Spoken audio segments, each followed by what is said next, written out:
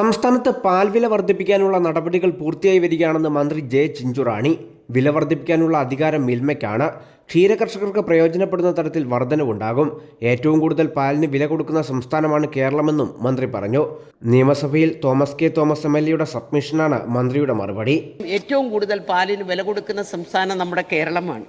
ഇപ്പോൾ നമുക്കറിയാം, കഴിഞ്ഞ കണക്കുകൾ എടുത്ത് പരിശോധിച്ച് കഴിഞ്ഞാൽ തമിഴ്നാട് 1 ലിറ്റർ പാലിന് 34.72 രൂപയാണ് അവർ കൊടുക്കുന്നത്. കർണാടക കൊടുക്കുന്നത് 35.20 രൂപയാണ് അവർ കൊടുക്കുന്നത്. പക്ഷേ കേരളത്തിൽ 43.17 രൂപ.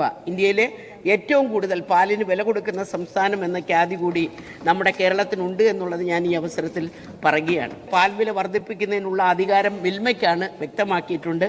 അയൽ സംസ്ഥാനങ്ങളിലെ പാൽ അധികമായിട്ടുള്ള സാഹചര്യത്തിൽ അവിടുന്ന് ധാരാളം പാല് കുറഞ്ഞ നിരക്കിൽ നമ്മുടെ സംസ്ഥാനത്ത് എത്തിച്ചുകൊണ്ടിരിക്കുകയാണ്. സംസ്ഥാനത്ത് ക്ഷീരവിപണിക്ക് ഭീഷണിയാക്കുന്നതിനുള്ള സാധ്യതകൾ കണ്ടുകൊണ്ട് പാൽ വില വർധനവ് സംബന്ധിച്ച് രൂപീകരിച്ച 5 അംഗ കമ്മിറ്റിയുടെ റിപ്പോർട്ട് കണക്കിലെടുത്തുകൊണ്ടും ഈ കമ്മിറ്റിയുടെ ശുപാർശ പ്രകാരം ക്ഷീര കർഷകർക്ക് പ്രയോജനകരമായ രീതിയിലുള്ള പാൽ വില വർധനവ് നടപ്പിലാക്കുവാനുള്ള നടപടികൾ മിൽമ അധികം വൈകാതെ സ്വീകരിക്കുന്നതാണ്.